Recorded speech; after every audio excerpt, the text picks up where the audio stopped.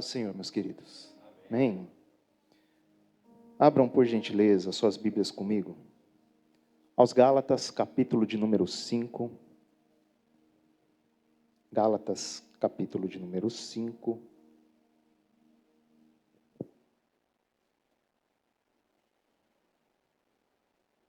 Versículo de número 13.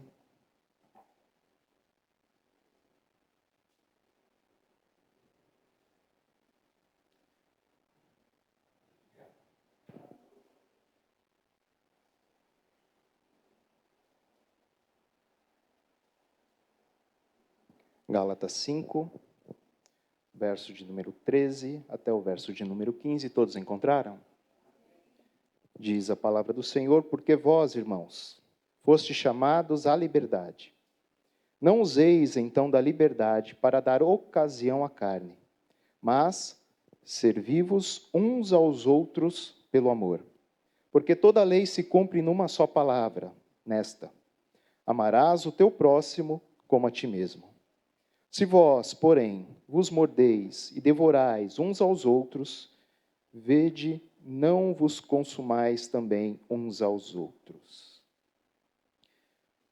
Na versão NVI diz: irmãos, vocês foram chamados para a liberdade, mas não usem a liberdade para dar ocasião à vontade da carne. Pelo contrário, sirvam uns aos outros mediante o amor.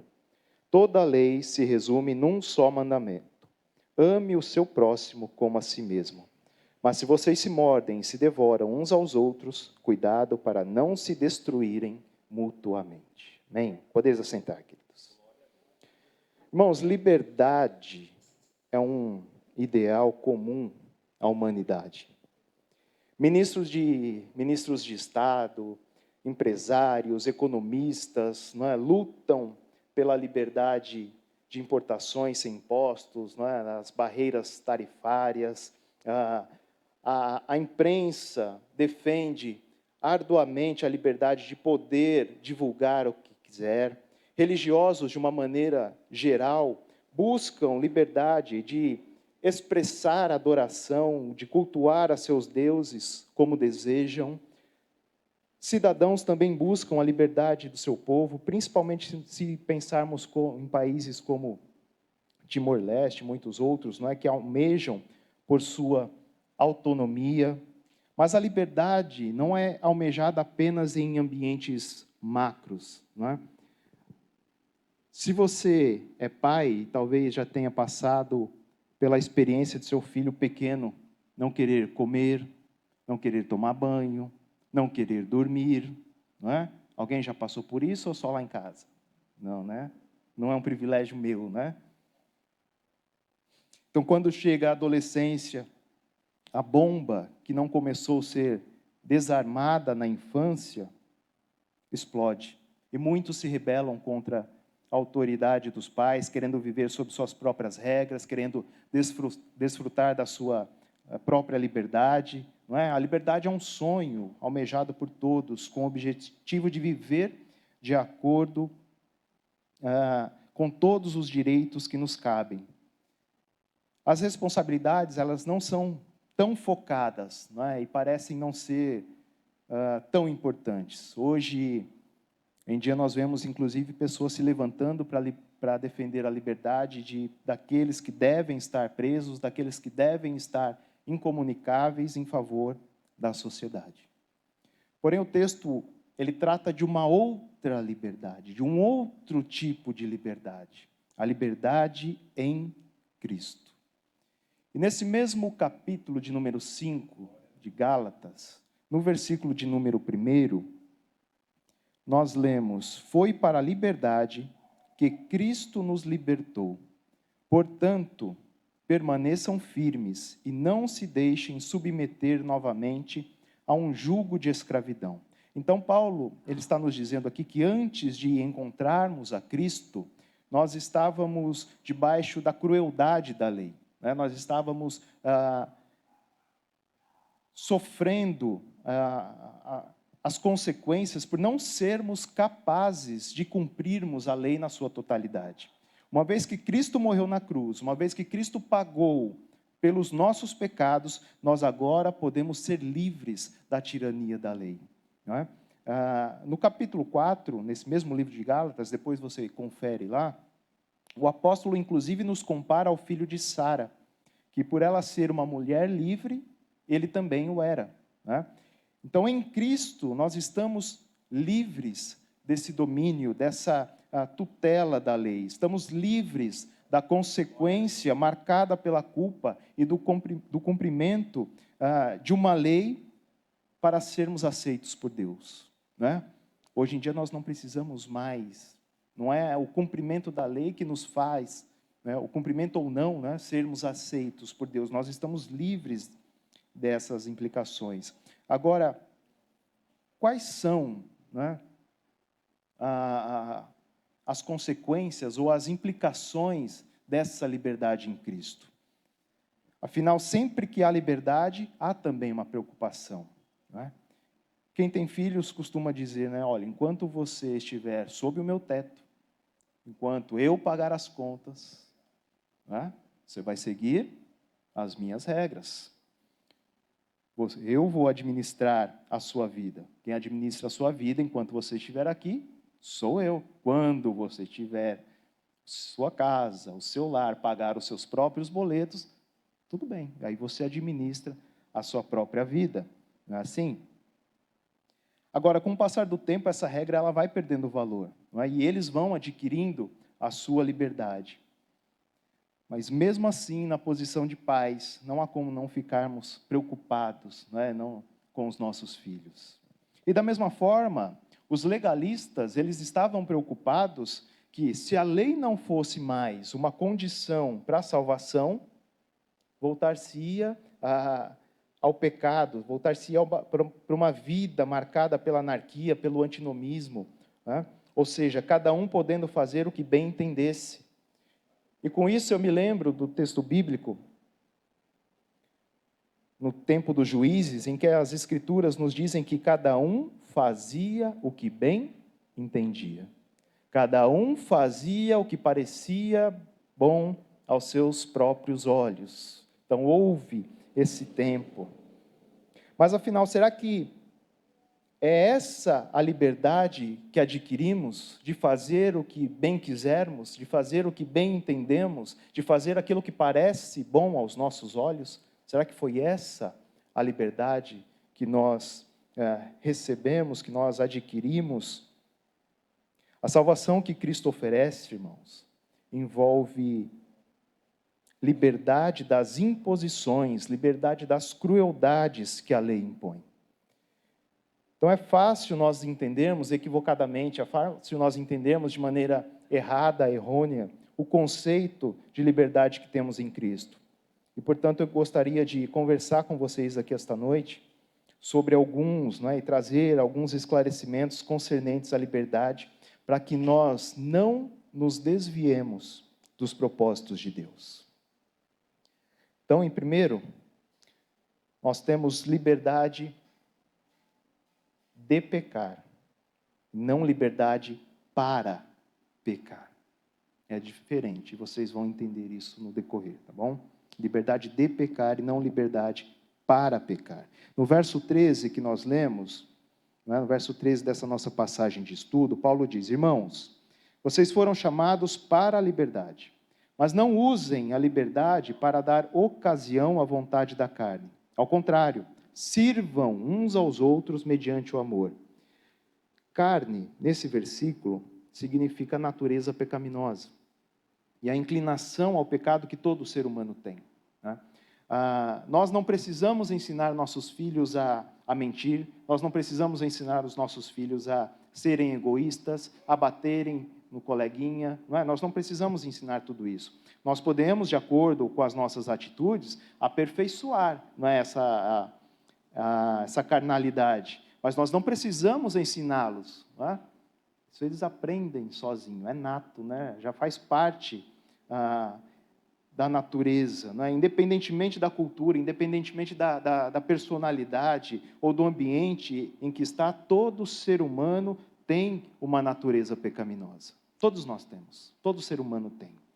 E o que Paulo está dizendo aqui é que, uma vez que fomos libertos por Deus, não devemos dar oportunidade ou condição estratégica para que essa carnalidade dirija as nossas ações.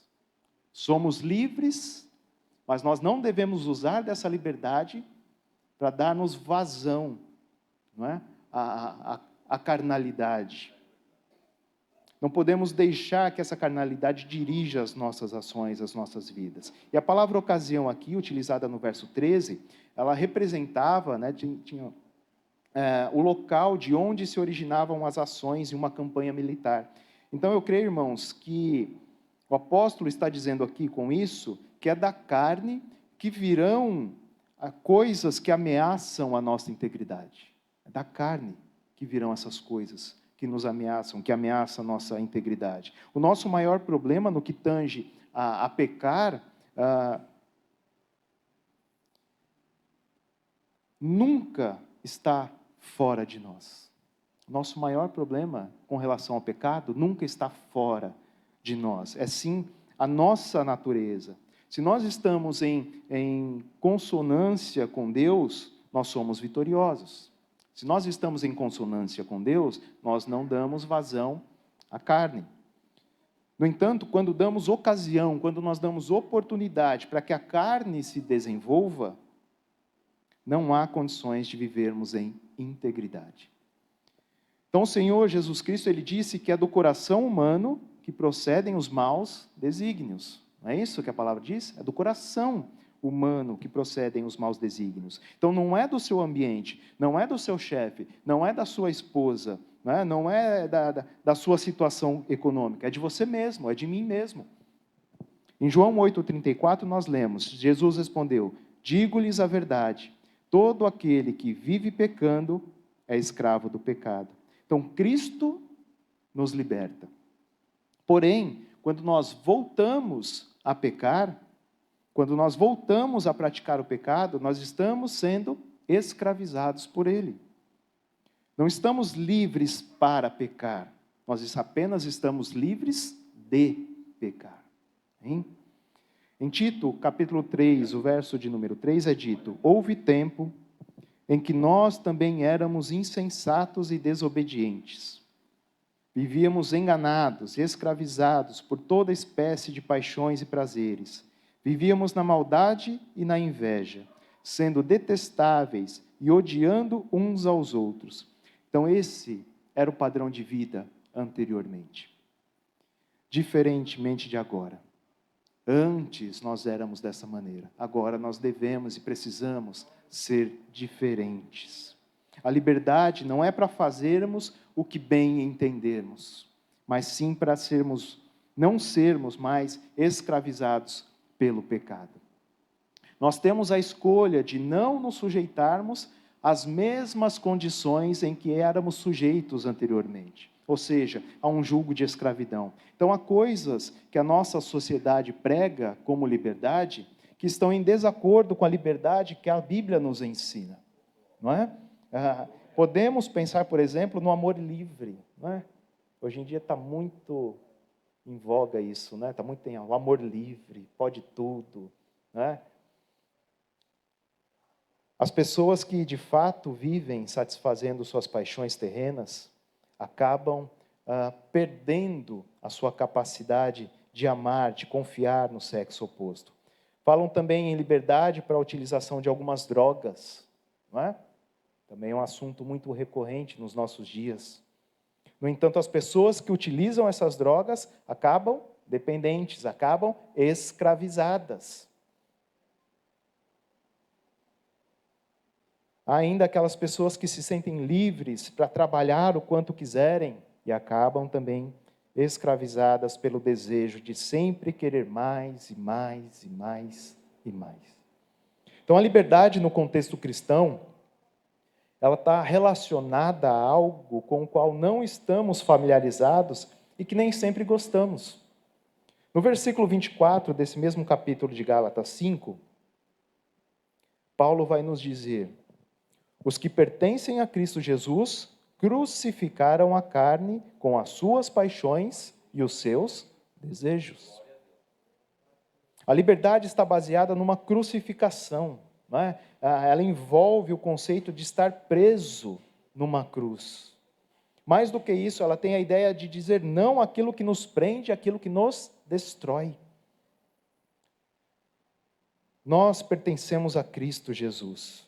E uma vez que Ele é o nosso Senhor, não temos liberdade para destruir as nossas vidas. Uma vez que Ele é o nosso Senhor, não temos liberdade para vivê-la de maneira a satisfazer as nossas próprias paixões, os nossos próprios desejos, as nossas próprias vontades. A liberdade é justamente ter a oportunidade de livrar-se disso para viver com Deus e viver para Deus, agradando somente a Deus.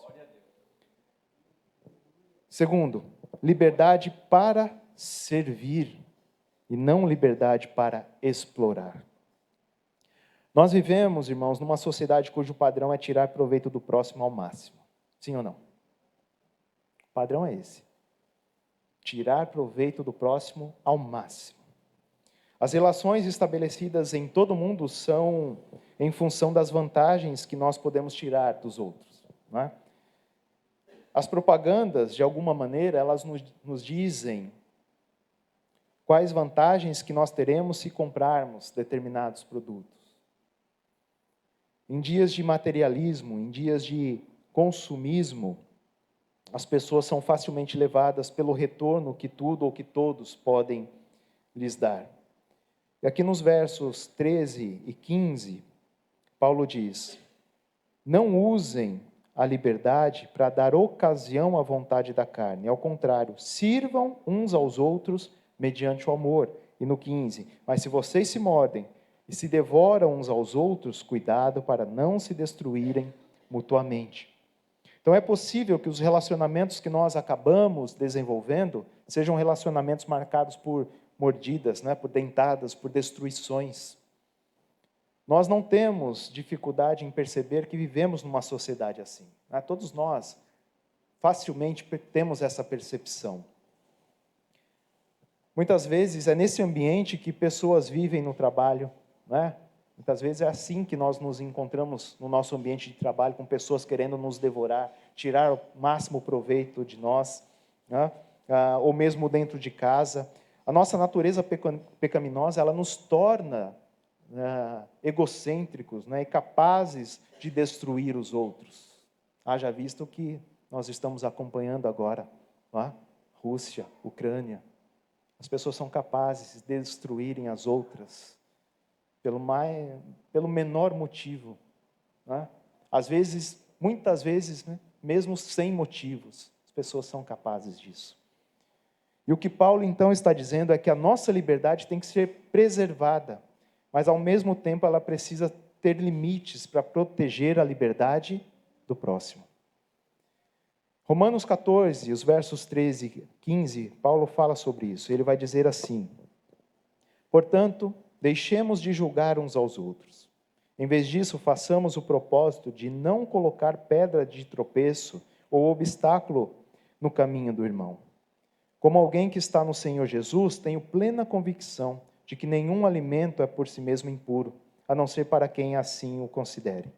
Para ele é impuro. Se o seu irmão se entristece devido ao que você come, você já não está agindo por amor. Por causa da sua comida, não destrua seu irmão por quem Cristo morreu. Então, o apóstolo Paulo está tratando aqui de uma atitude comum naquela sociedade pagã. As pessoas pagavam as carnes sacrificadas a ídolos, pegavam, né, as carnes sacrificadas a ídolos e vendiam nos açougues. Alguns cristãos achavam que comer daquela carne era incorreto, eles ficavam escandalizados, né? Já outros não viam problema em comer. E fazendo um parêntese aqui, entenda que a palavra escandalizar nesse contexto não é ficar decepcionado ou surpreso, estupefato, né? Significa fazer outra pessoa tropeçar. Escandalizar no contexto das Escrituras significa fazer outra pessoa tropeçar. Portanto, o que Paulo está nos dizendo aqui, irmãos, é que apesar de não haver problema em comer daquela carne, se isso é motivo de tropeço para alguém, é melhor que não se coma. Abrir mão desse direito é evitar escandalizar alguém e agir com amor. Um cristão maduro, ele pode deixar, não é, de fazer certas coisas em prol do seu irmão, em prol do mais fraco, para que este não tropece na fé. Agora, é importante a gente notar que o ato de se escandalizar não vale para cristãos maduros, tá? Mas apenas para aqueles recém-convertidos. Mas você, como um cristão maduro, não seja, como Paulo diz aqui no texto, não sirva de pedra de tropeço, não escandalize o seu irmão. Se você puder abrir mão do seu direito para que aquele mais fraco, né, seja preservado, faça. Haja com amor. Amém? O conceito que o Senhor está nos trazendo aqui é que não devemos utilizar a nossa liberdade para satisfazer a nossa natureza pecaminosa. Nós devemos, ao contrário, servir uns aos outros. Nós não gostamos muito dessa ideia, né? Porque nós consideramos que a verdadeira liberdade é poder ser chefe, é poder dar ordens, é poder fazer o que a gente quer, é poder fazer, né, satisfazer as nossas vontades, os nossos desejos. Essa é a nossa concepção, é assim que a gente pensa, né? Essa questão, ela estava presente entre os próprios discípulos de Jesus, como nós lemos em Lucas, no capítulo 22, de 24 a 26, diz a palavra: surgiu também uma discussão entre eles acerca de qual deles era considerado maior. E Jesus lhes disse: os reis das nações dominam sobre elas, e os que exercem autoridade sobre elas são chamados benfeitores. Mas vocês não serão assim. Ao contrário, o maior entre vocês deverá ser como o mais jovem, e aquele que governa como o que serve. Então a liberdade, irmãos, não é liberdade para que você dominar ou fazer com que os outros te satisfaçam. A liberdade deve refletir em servir. Servir. Então é de fato difícil ter essa postura de servo, não é, irmãos? É difícil ter essa postura. No entanto, é isso que Deus espera de nós. Então sempre tenha um espírito de servo, pronto a fazer o que é necessário. Quando você identifica alguém que está tendo um procedimento errado, o que é que você faz? Você julga essas pessoas? Você comenta? Você faz fofoca? Você humilha? Ou você se dispõe a agir como servo e ajudar essa pessoa na área em que ela está fracassando? Qual tem sido a sua atitude? Qual tem sido a minha atitude? Então fica a reflexão. Terceiro, liberdade da lei, mas não liberdade da essência da lei. Deus nos coloca livres da lei, mas não livres da essência da lei. Paulo vai dizer aqui no verso de número 14, toda a lei se resume num só mandamento: ame o seu próximo como a si mesmo. Esse mandamento já estava na lei, não estava? Já fazia parte da lei, já estava na lei, como em Deuteronômio 6,5. O Senhor Jesus, em certa ocasião, ele resume toda a lei do Antigo Testamento, como lemos lá em Mateus 22, 36 ao 40, quando ele vai dizer: mestre, né, qual é o maior mandamento da lei? Jesus vai responder: ame o Senhor, o seu Deus, de todo o seu coração, de toda a sua alma, de todo o seu entendimento. Esse é o primeiro e maior mandamento. E o segundo é semelhante a ele: ame o seu próximo como a si mesmo. Destes dois mandamentos dependem toda a lei e os profetas. Então Jesus ele vai reduzir a primeira e a segunda tábua da lei dessa maneira. Esses dois mandamentos, eles sintetizam toda a lei. Justamente o que Paulo diz aqui em Gálatas 5,14. Né? Porque toda a lei se cumpre numa só palavra, nesta: amarás o teu próximo como a ti mesmo. Então os outros mandamentos têm valor, óbvio que tem valor, claro que tem valor. Eles não foram colocados na lei para nos aperfeiçoar, porque a lei não tem esse poder. Né? Nós somos aceitos não pelo que fazemos, mas sim pela graça, pelo amor de Deus. No entanto, por trás daquela lei havia Um Deus com sua mente, com seu caráter, e não é por causa da mudança que furtar, mentir e adulterar passaram a ser coisas certas, né? Existe um padrão inerente ao caráter de Deus, existe um padrão que o Senhor segue, né? E nós não podemos simplesmente ignorá-lo. Nós não precisamos cumprir a lei para sermos aceitos, porém não podemos simplesmente ignorá-la, né? O que nós vamos encontrar a partir daqui na carta de Paulo aos Gálatas, depois se você puder, você leia o restante da carta, é que aquilo que nós não somos capazes de fazer pelo nosso esforço, o poder do Espírito nos capacita.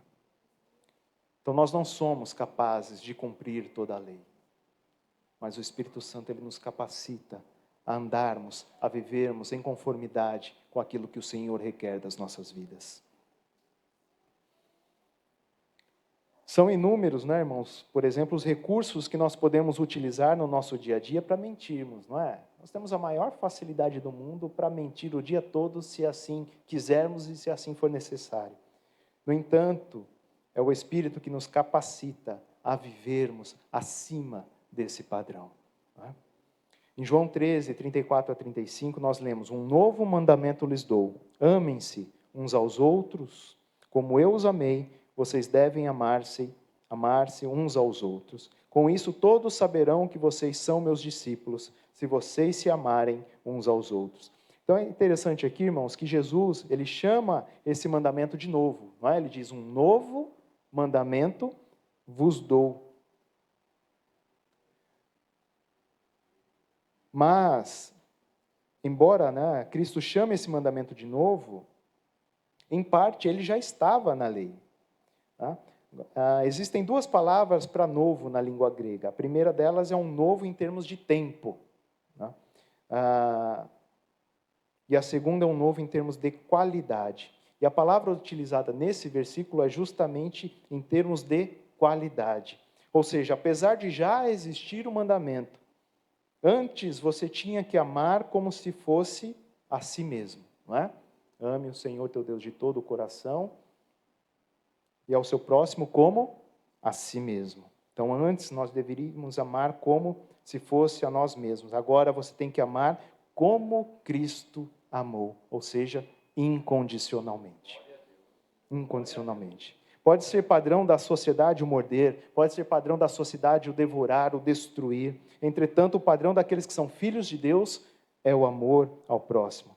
Você não precisa cumprir a lei, mas deve agir de acordo com a essência da lei. O Deus que nos salvou quer que sejamos santos e perfeitos como Ele é. A liberdade que Deus coloca para nós é uma liberdade para viver como Deus vive. Nós precisamos viver em conformidade com o que Deus desejou que vivêssemos, o que envolve ter compromisso, servir e amar. E fechando, irmãos, quero dizer que nós temos liberdade de pecar e não liberdade para pecar. Nós temos liberdade para servir e não liberdade para explorar. Nós temos liberdade da lei e não liberdade da essência da lei. O objetivo de Deus é que estejamos incorporando ao nosso viver os padrões do próprio Deus. Na verdade, quando nós pensamos no que Deus tem para fazer a qualquer um, nós devemos nos perguntar: de que maneira eu vou ser cooperador com Deus nesse propósito que Ele tem na vida do meu irmão?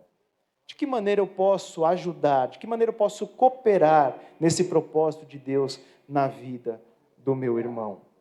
Deus fez de você um servo e definiu que você tem que ser a expressão de amor como Ele nos ama. Então, na condição de quem ama e quem serve, nós temos que estender e permitir que Deus estenda através de nós o seu amor. Nós precisamos ser esse canal de Deus. Então nós precisamos permitir que Deus estenda através de nós o seu amor. Nós precisamos permitir que Deus estenda através de nós o seu perdoar, o seu trabalhar, o seu servir. Então a liberdade, irmãos, não é para fazer o que queremos, mas fazer aquilo que Deus planejou. Afinal, Ele é o Senhor.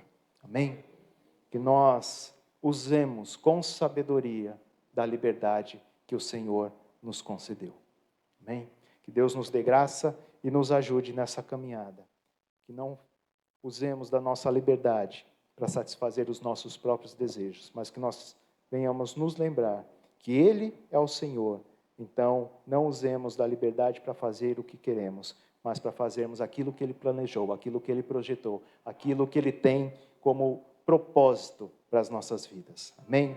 Deus abençoe, meus queridos.